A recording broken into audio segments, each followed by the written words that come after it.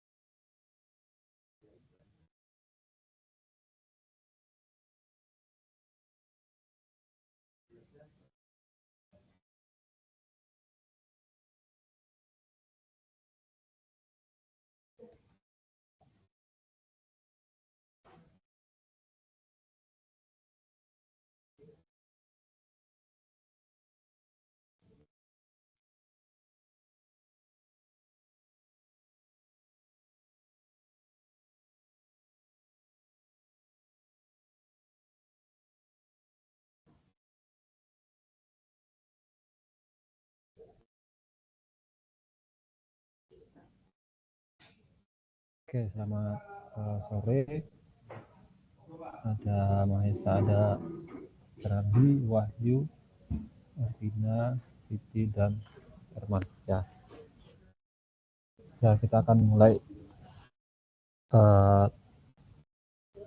mata kuliah proposal skripsi. Ya, mata kuliah proposal skripsi ini adalah satu SKS. Ya, setiap minggunya terdiri dari 50 menit kita ini pertemuan di kelas. Ya, dan akhir dari proposal ini, mata kuliah ini adanya draft proposal skripsi yang akan siap untuk disidangkan ya pada semester depan, pada akhir semester depan ya, langsung kita sidangkan proposal skripsi. Nah, yang pertama itu harus dilakukan yaitu penentuan topik ya, penentuan topik skripsi apa yang akan kita bahas ya, begitu ya. Topik skripsi apa yang akan kita bahas. Tapi sebelum itu saya harus menjelaskan ya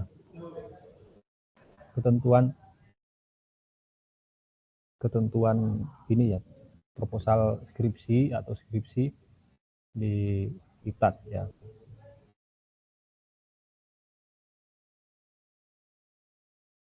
Terkait ini hal teknis ya, hal teknis yang harus kita tahu, yang harus kita pahami sebelum kita selesai ya. Sebenarnya hal teknis itu penting ya, hal teknis itu penting. Yang pertama, agar kamu bisa maju proposal skripsi, sidang proposal skripsi, ya toh? Sidang proposal skripsi, yang pertama harus lulus mata kuliah ini ya, harus lulus mata kuliah ini. Itu yang pertama ya. Bisa saja kamu tidak lulus gitu, terus tiba-tiba ada pengajuan ya, apa namanya, jadwal sidang proposal skripsi, dan dicek di HS-mu ternyata proposal skripsi tidak lulus, maka pasti kamu tidak bisa maju ya proposal skripsi. Kalau kamu tidak bisa maju proposal skripsi, maka kamu harus menambah waktu lagi untuk studi lanjut, menambah waktu untuk studi ya. Suara saya kedengaran ya dengan jelas ya? Jelas, Pak. Jelas, Pak. Mantap. Nah, itu yang pertama. Nah, yang kedua ya, terkait biaya skripsi ya. Biaya skripsi itu ya, sidang proposal ya. Pertama, biaya sidang proposal, terus ada biaya bimbingan skripsi, ada biaya perpanjangan bimbingan. Yang pertama perpanjangan bimbingan yang kedua, dan biaya sidang akhir ya. Biaya sidang akhir kayak begitu.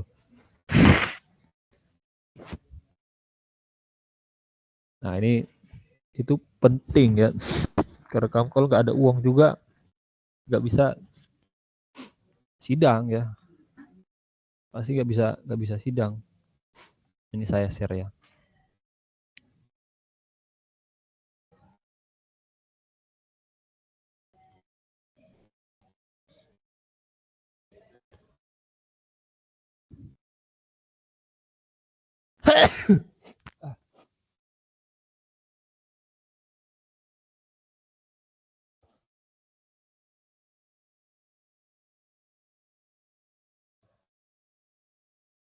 Nah, kita screen dulu.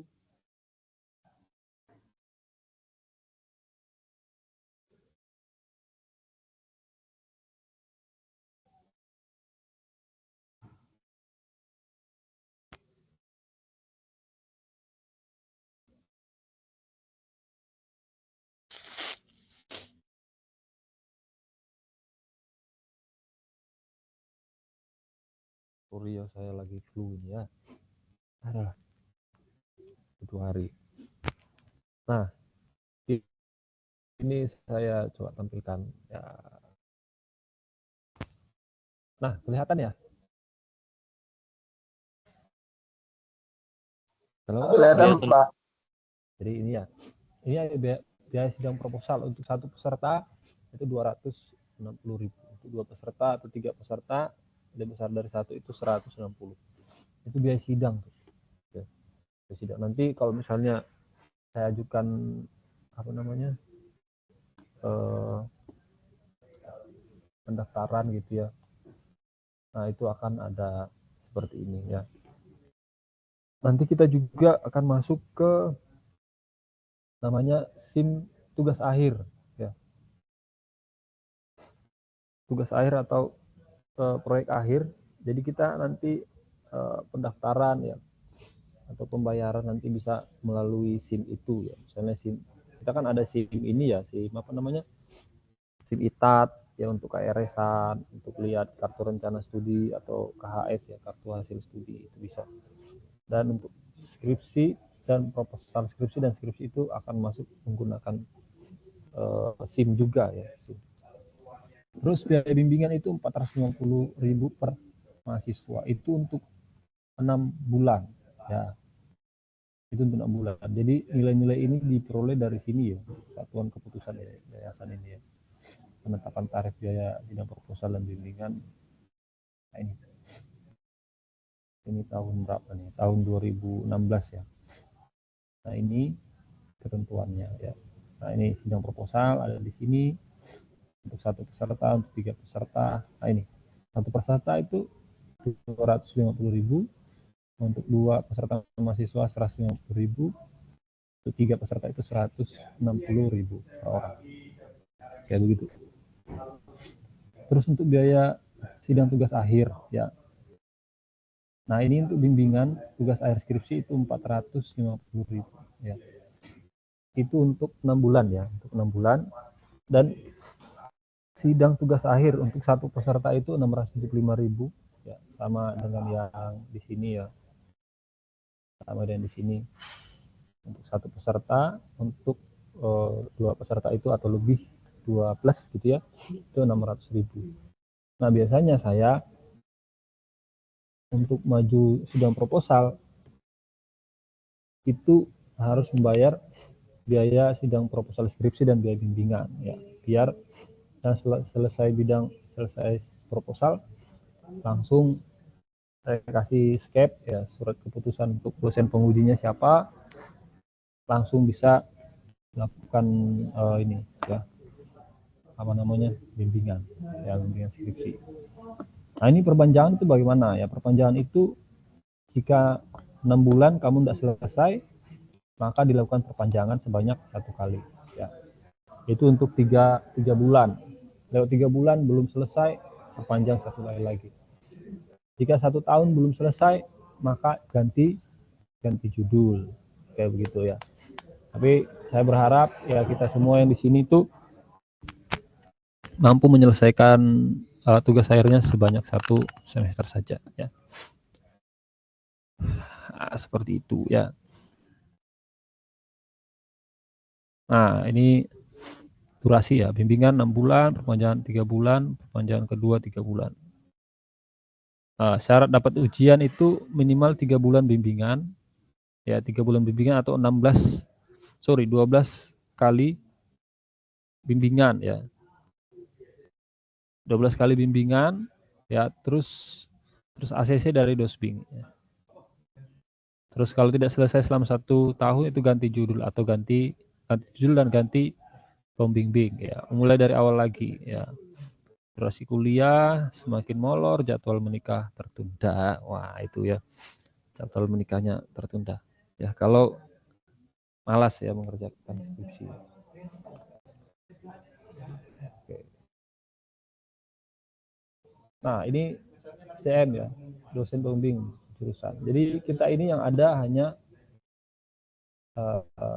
saya, Pak Minto ya. Ada Pak Minto, ada saya, Pak Andi ya. Yang lainnya gimana? Yang lainnya sekolah ya. Sekolah ya, oke. Ya. Yang lainnya sekolah. Jadi Pak Minto bisa teknologi produksi, topiknya bisa manajemen risiko, bisa K3 ya. Kalau saya bisa teknologi produksi ya, perancangan kapal, energi dan simulasi komputer ya. Tahanan propulsi juga bisa ya kalau saya ya. Kalau Pak Putu Andi ya, ini sistem perkapalan ya, keandalan dan keselamatan, getaran dan kebisingan ya, new teknologi ya. Terus bisa juga ini ya, Pak Andi itu artificial ya, artificial intelligence AI, dikaitkan dengan proses manufaktur ya, itu disertasinya beliau ya. Nah, bisa dihubungi ketiga dosen ini ya. Jadi kita itu dosen pembimbingnya cuma 1 ya. Tinggal kamu pilih aja mau Pak Minto kah, mau saya kah, mau Pak Andi ya. Nanti ada arahan dari saya, misalnya Pak Minto, saya atau Pak Putu. Soalnya harus katanya ya dosen itu harus merata ya, dosen pembimbing ke mahasiswanya harus merata.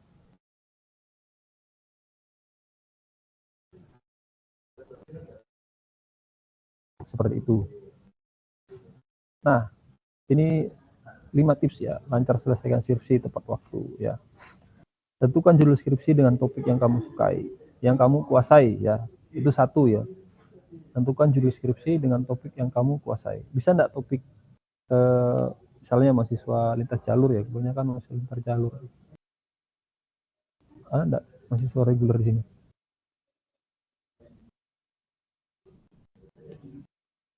Oh, ada Denta ya. Cuma Denta. Teman mana?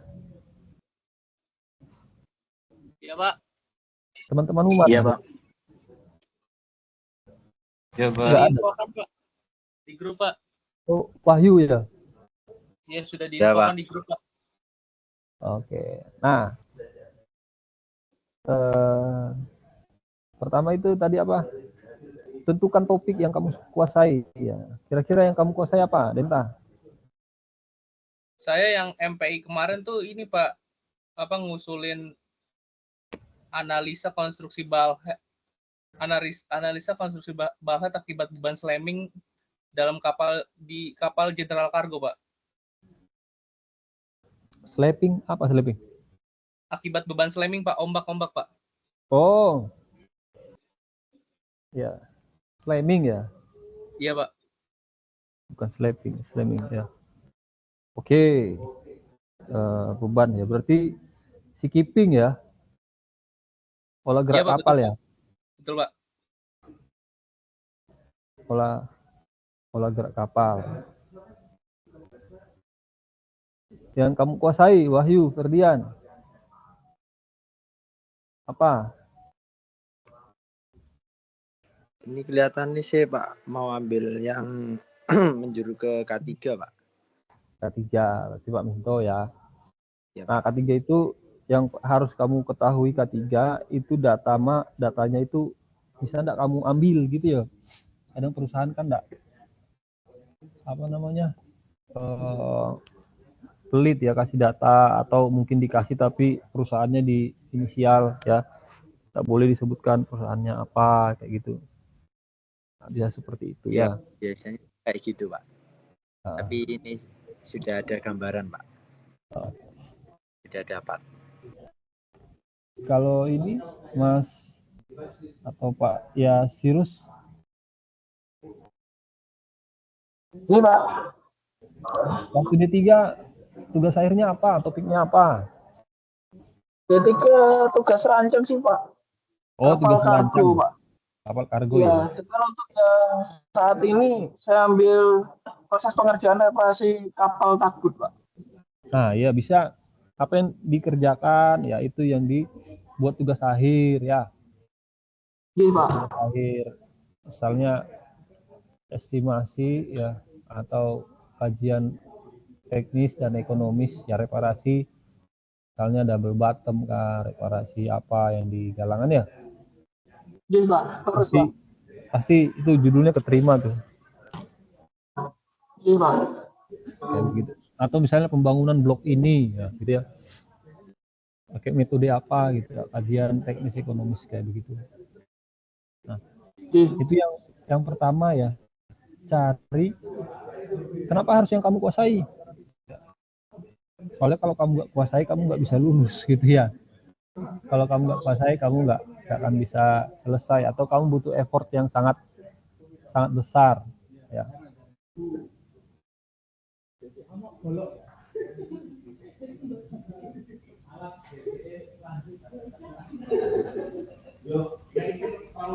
Ya, judul skripsi itu ya dari topik yang dikuasai ya.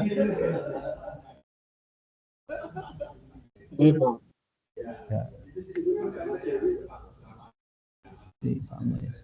Terus yang kedua ya, pilih dosen pembimbing yang lebih senior. Wah,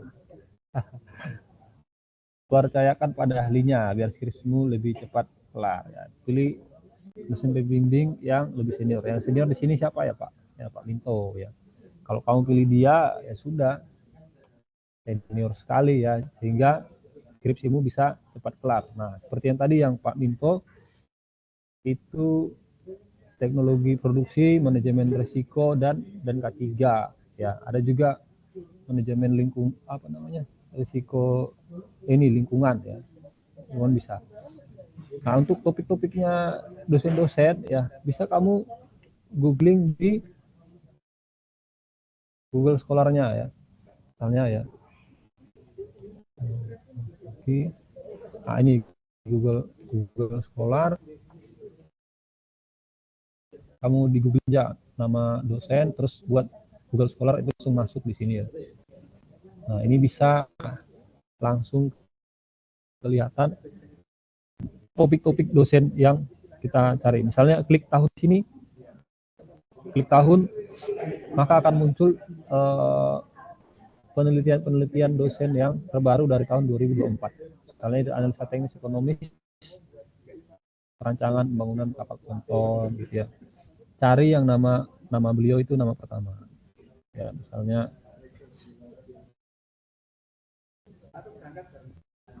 evaluasi manajemen risiko dengan perspektif TRA ya, tax risk assessment ya. Terus analisa teknis ekonomis, performa, harbor tax. Nah, itu bisa.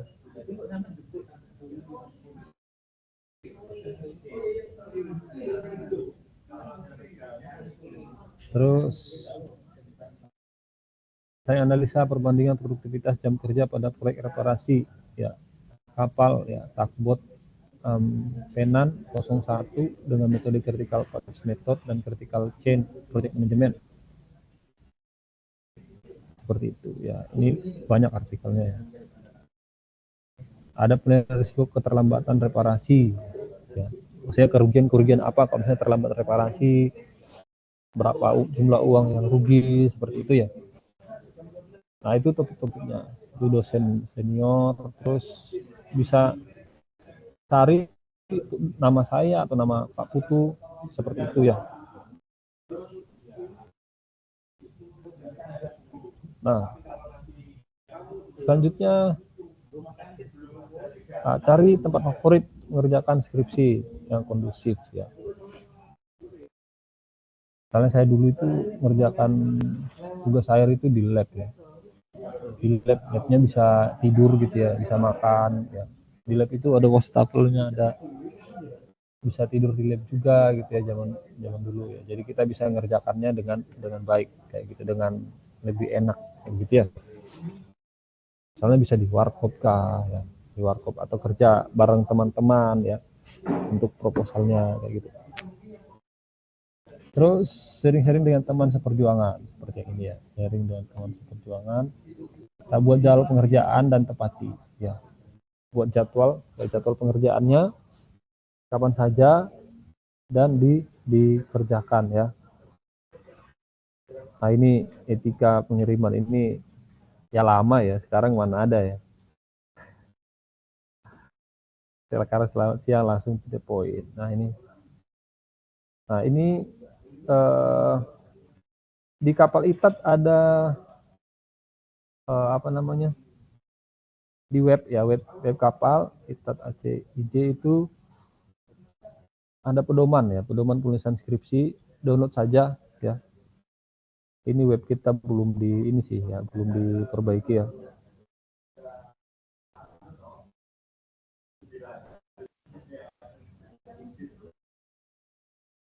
Nah ini unduh praktikum apa.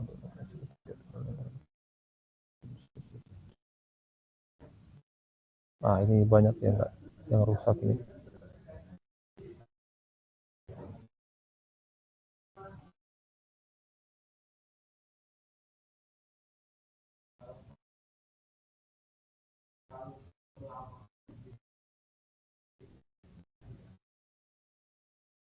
Ini banyak yang salah ya. Nanti saya kasih ya. Saya kasih apa namanya, panduan ya, panduan proposal skripsi. Ada mau ditanyakan sampai di sini? Izin bertanya, Bapak. Ya, silakan, Mbak. Untuk skripsi kan saya mau ambil dari tugas akhir saya waktu di kampus ya, Bapak. D3 ya. Ya, nah. Tapi tugas akhir itu sudah dibuat penelitian di kampus dan sekarang itu mau dibuat jurnal internasional. Saya penulis pertamanya, Bapak. Terus itu tak dibuat judul lagi boleh atau tidak, Bapak? Etikanya sudah boleh, apalagi sudah dipublish toh. Kalau dimodifikasi boleh, Bapak? Nah, bisa modifikasi.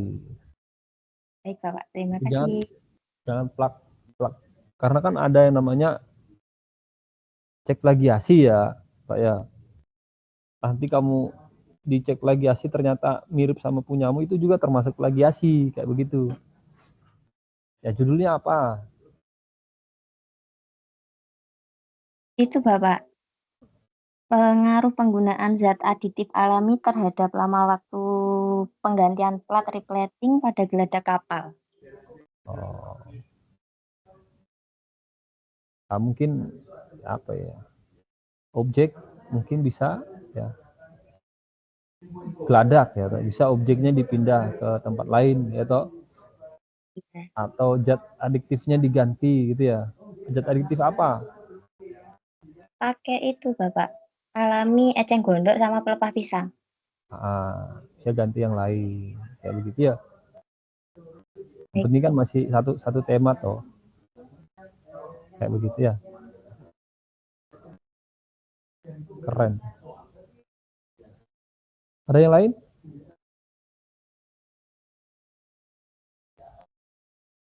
Nah, coba cari ya di Instagram atau di TikTok ya, bagaimana cara mencari ya link jurnal gitu ya. Saya kemarin sempat dapat AI ya. AI ya. AI terkait bagaimana kita mendapatkan jurnal-jurnal. Saya topikmu apa? Topik ini, terus dia akan mencari jurnal sesuai dengan topik itu, kayak begitu. Sehingga kita tahu riset terbaru tentang topik itu. Ya, ngerti ya maksudnya ya? Itu coba cari ya. Itu webnya apa gitu ya. Kemarin saya sempat ingat. Ya, coba cari saja. Selain cari itu bisa di Google Scholar ya, Google Scholar silahkan cari, itu pasti ada ya. Riset terbaru tentang topik, misalnya topik apa ya, riset manajemen risiko, misalnya topik terbaru tentang manajemen risiko itu apa ya. Kalau bisa jangan di Indonesia saja gitu ya, tapi di global ya, di dunia kayak gitu ya. Cari jurnal-jurnal internasional gitu ya, topik terbaru di apa. Nah, coba pakai ChatGPT ya, ChatGPT tanya-tanya saja di sana pasti akan muncul ya. Oke, saya rasa cukup ya kuliah kita hari ini. Jangan lupa tentukan topik dan buat daftar list ya 10